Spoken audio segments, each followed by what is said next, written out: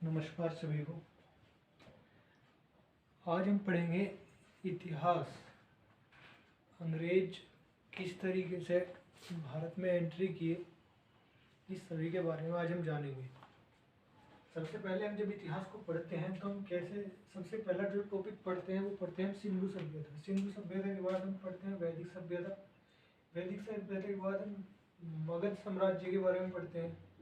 उसके बाद हम मौर्य साम्राज्य के बारे में पढ़ते हैं। ऐसे ही चलते चलते फिर गुप्त आते हैं। गुप्त के बाद दिल्ली सल्तनत आती है। दिल्ली सल्तनत के बाद मुगल शासन स्थापित होता है।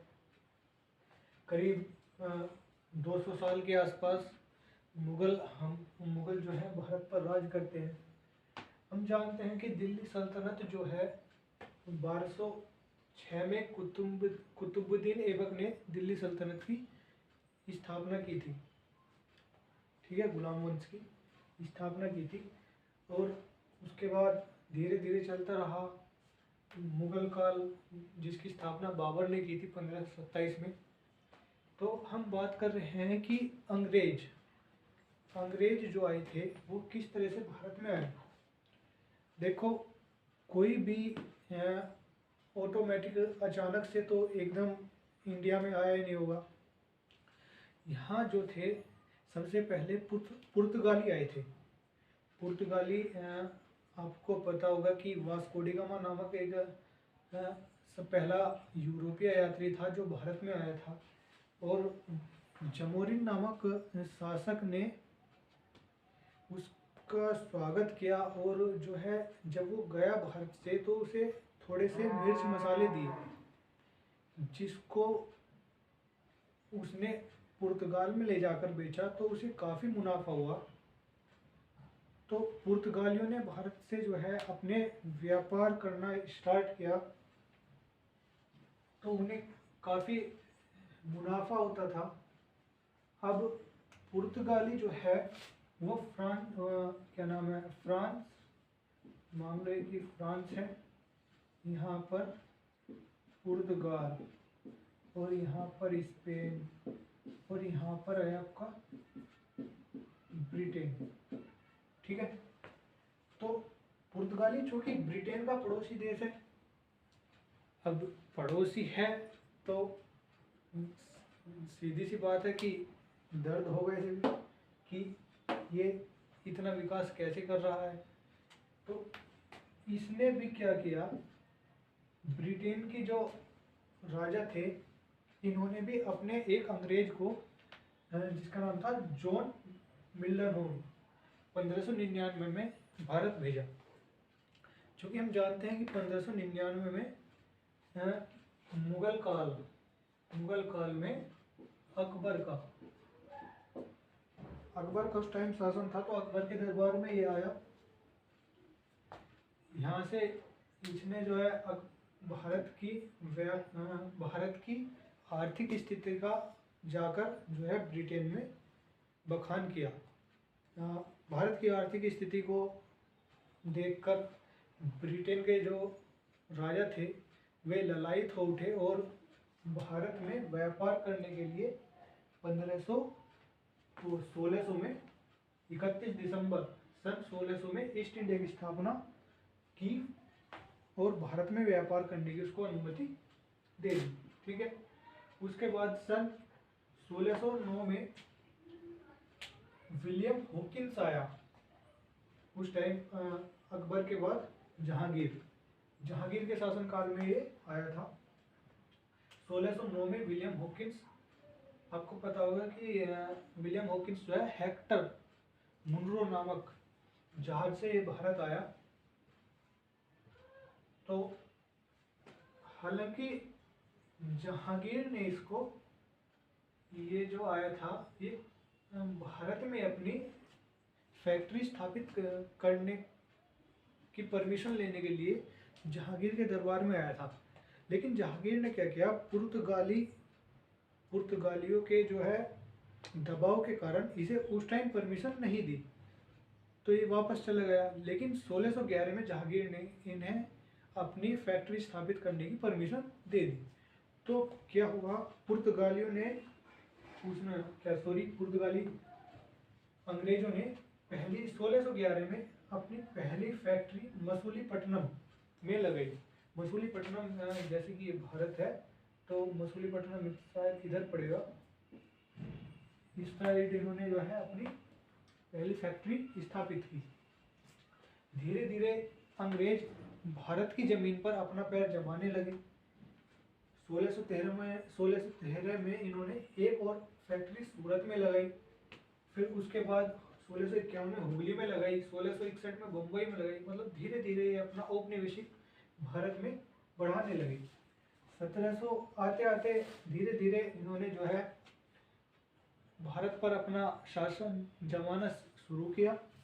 1757 में क्या किया इन्होंने, बंगाल जो आज आपका यूपी, बिहार और पश्चिम बंगाल का एरिया है, ये कभी बंगाल हुआ करता था, तो इन्होंने इस एरिया को पूरा अपने अंडर ले लिया।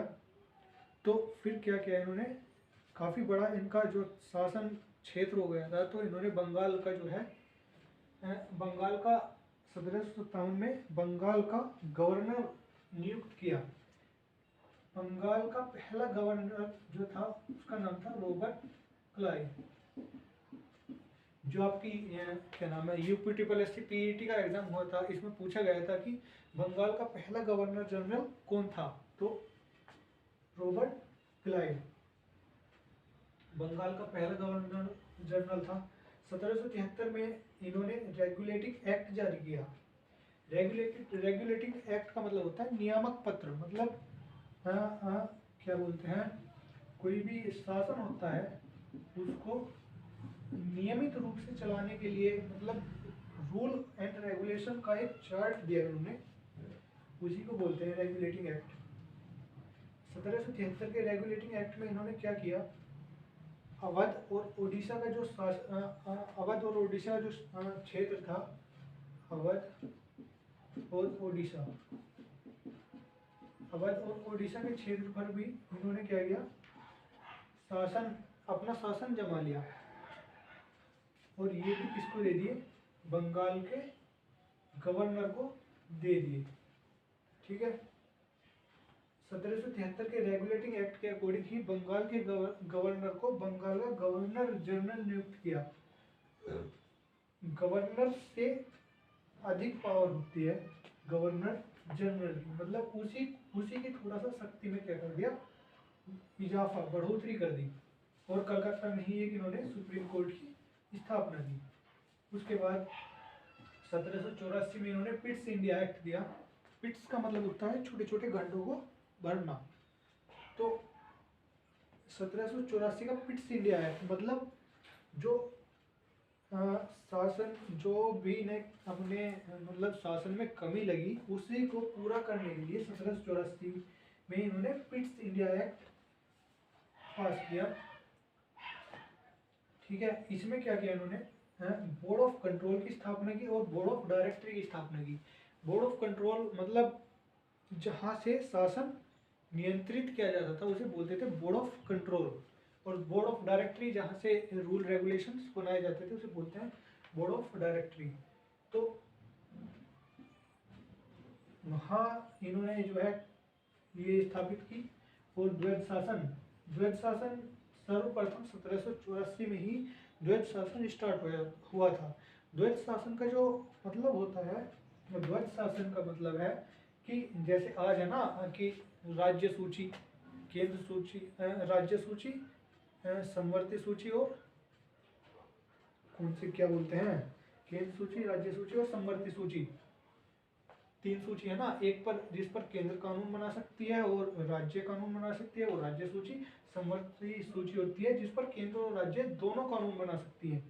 तो उसी तरह द्वैध शासन में क्या होता था, द्वैध शासन में सब्जेक्ट का बंटवारा होता था कि इस पर बोर्ड ऑफ डायरेक्टरी कानून बनाएगी और इस पर गवर्नर जनरल कानून बनाएगा। मतलब इस तरीके से सब्जेक्ट का बंटवारा होता था। मेनली सब्जेक्ट, विषयों का बंटवारा हो जाता था कि इस पर कानून जो है इसको बनाना है और इन विषयों पर कानून ये बनाएगी। ठीक है, तो उसके बाद 1813 में इन्होंने जो है एक चार्टर एक्ट पास किया। चार्टर एक्ट में 1813 चार्टर एक्ट में इन्होंने भारतीयों के लिए सालाना 1 लाख शिक्षा पर खर्च करने की बात कही। फर्स्ट टाइम ऐसा था कि अंग्रेजों ने भारत के लिए कुछ किया, ठीक है। 1 लाख सालाना शिक्षा पर खर्च करने के लिए इन्होंने 1813 के चार्टर एक्ट में कहा। और ईसाई धर्म को प्रचार प्रसार करने की, ये बहुत पूछा जाता है कि कौन से चार्टर एक्ट, कंपनी के कौन से चार्टर एक्ट में ईसाई धर्म को प्रचार प्रसार करने की अनुमति दी गई। तो 1813 के चार्टर एक्ट में ईसाई धर्म को प्रचार प्रसार करने की अनुमति दी गई। 1833 में 20 साल बाद फिर एक चार्टर एक्ट आया, जिसमें जो बंगाल का आपका गवर्नर जनरल था ना, उसको भारत का गवर्नर जनरल बना दिया। मतलब अब ये भारत में अपना पैर इस तरह से जमा चुके थे कि पूरे भारत में इन्होंने एक बंगाल को छोड़कर, मतलब एक छोटे से बंगाल से निकलकर पूरे भारत पर शासन करने के लिए क्या बनाया, भारत का गवर्नर जनरल। ऐसा कौन था पहला, भारत का पहला गवर्नर जनरल कौन था? आपको पता होगा कि लॉर्ड बेटिंग भारत का पहला गवर्नर जनरल था। और यही क्या था, बंगाल का अंतिम गवर्नर जनरल था, ठीक है। नहीं, वो तो वॉरेन हेस्टिंग था। तो 1833 में भारत का गवर्नर जनरल बना दिया और विधि आयोग की स्थापना की।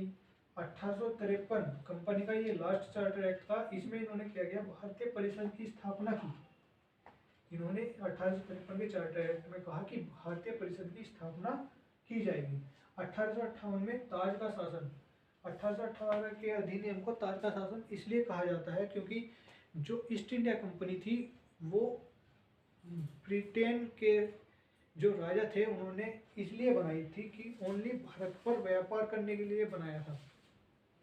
लेकिन इन्होंने क्या किया, भारत की राजनीति में इन्होंने हस्तक्षेप किया। इसलिए अब क्या क्या था, ब्रिटेन की जो महारानी थी उसने आदेश दिया कि अब जो भी भारत में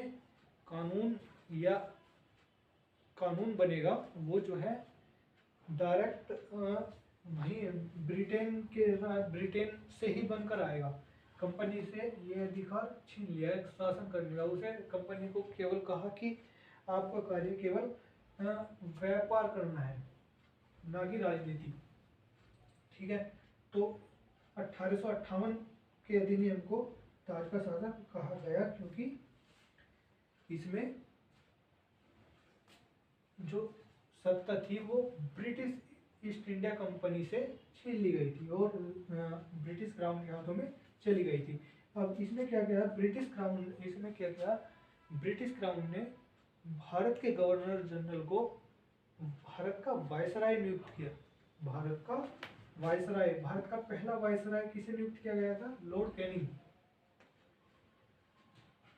और उसके बाद 1858 हो गया। 1861 के बाद भारतीय परिषद को कानून बनाने का अलाउ कर दिया उन्होंने और वायसराय को अध्यादेश जारी करने की शक्ति दे दी। वायसराय को अध्यादेश का मतलब समझते हो ना, अध्यादेश का मतलब है ऑर्डर देना कि मान लो आपने मुझे जैसे संविधान में ना राष्ट्रपति को अध्यादेश जारी करने की शक्ति आर्टिकल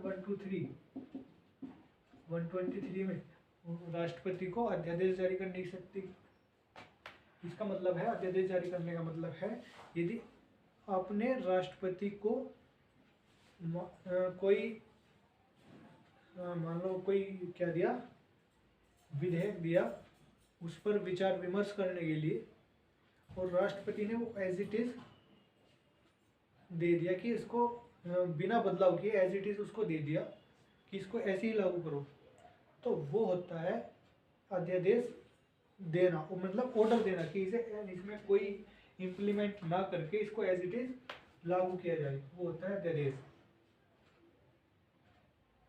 ठीक है। उसके बाद 1892 में विधान परिषद में प्रत्यक्ष निर्वाचन हुआ और भारतीय को बजट पर बहस करने की भी अनुमति दे दी गई। 1909 में क्या हुआ, सांप्रदायिक निर्वाचन स्टार्ट हुआ। इसमें क्या हुआ, मुस्लिमों को पृथक निर्वाचन क्षेत्र तथा पृथक निर्वाचन जो है पृथक निर्वाचन के लिए अलाउ किया।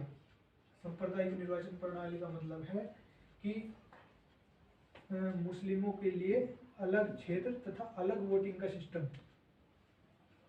1919 महिलाओं को वोट डालने का अधिकार दिया। 1919 में केंद्र में द्विसदनात्मक व्यवस्था 1919 में ही स्टार्ट की गई थी। और 1935 का अधिनियम बहुत महत्वपूर्ण है। 1935 का जो अधिनियम है, इसको भारत के संविधान का अधिकांश पार्ट 1935 के अधिनियम से ही उठाया गया है। इसको लघु संविधान भी कहते हैं। इसमें 321 अनुच्छेद और 10 अनुसूचियां थी।